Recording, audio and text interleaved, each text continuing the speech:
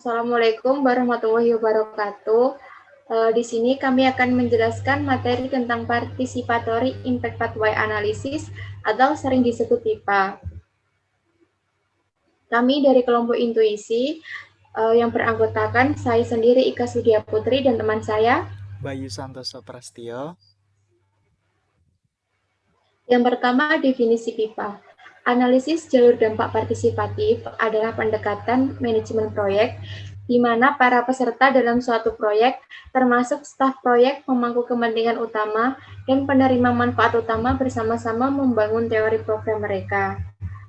PIPA membantu peserta lokakarya. PIPA membantu peserta lokakarya untuk mengidentifikasi, mendiskusikan, dan menuliskan asumsi dan teori tentang bagaimana kegiatan dan keluaran proyek dapat berkontribusi pada tujuan proyek. PIPA telah membantu peserta lokakarya untuk yang pertama memperjelas. Maksudnya memperjelas para peserta mencapai pemahaman bersama dan mengkomunikasikan logika proyek beserta potensinya. Yang kedua, memahami proyek lain yang bekerja dalam program yang sama. Yang ketiga, menghasilkan narasi. Maksud menghasilkan narasi di sini, semua peserta mampu menggambarkan logika intervensi proyek dan kemungkinan dampak di masa depan. Yang terakhir, menghasilkan kerangka kerja untuk pemantauan dan evaluasi selanjutnya.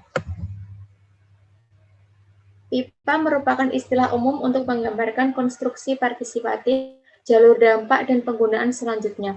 Laporan singkat ini berfokus pada pemantauan dan evaluasi kemajuan di sepanjang. Selanjutnya adalah proses PIPA. Proyek di tengah atau di akhir sebagai cara mendokumentasikan dan belajar dari proyek tersebut.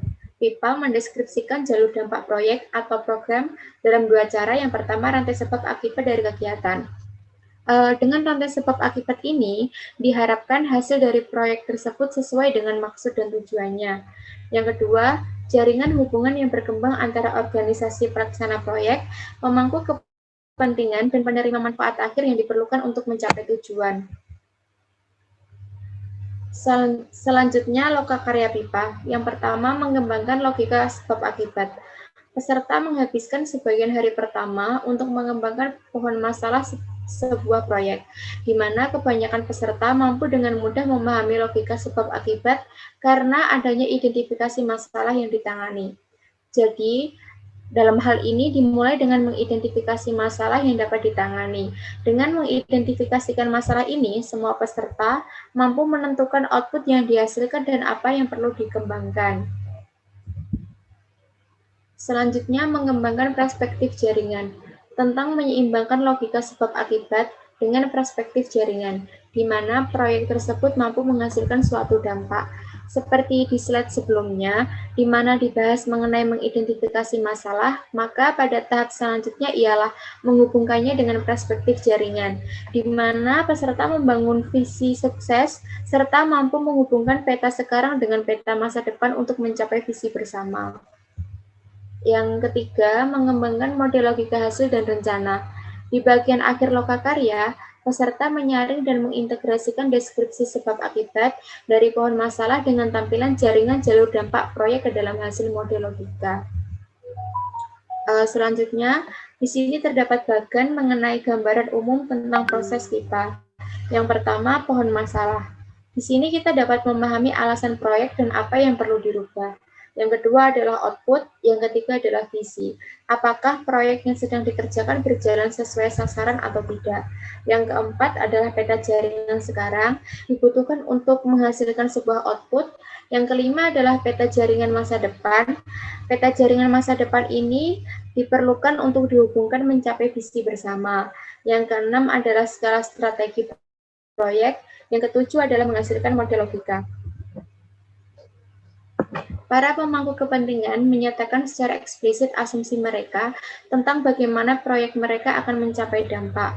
Kemudian diartikulasikan dalam dua model logika, yaitu yang pertama hasil model logika dan yang kedua model logika dampak.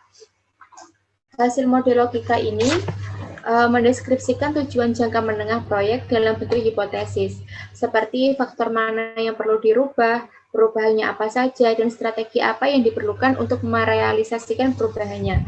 Sedangkan model logika dampak menunjukkan urutan sebab akibat dari keluaran, sebagaimana mencapai hasil yang diinginkan, serta dampak yang dihasilkan untuk masa depan. Beralih dari hasil ke dampak. Setelah lokakarya, peserta ingin menerapkan bagaimana perubahan yang dijelaskan dalam hasil model logika. Maka, hasil lokakarya digunakan untuk menyusun sebuah model logika dampak untuk jangka panjang. Yang terakhir, pemantauan dan evaluasi. M dan E mensyaratkan bahwa prediksi yang dibuat dalam model logika hasil dibuat smart, spesifik, terukur, realistis, dan terikat waktu, sehingga staf proyek dan stakeholder dapat mengetahui apakah prediksi tersebut direalisasikan atau tidak. Sekian presentasi dari kelompok kami. Kurang lebihnya mohon maaf. Wassalamualaikum warahmatullahi wabarakatuh.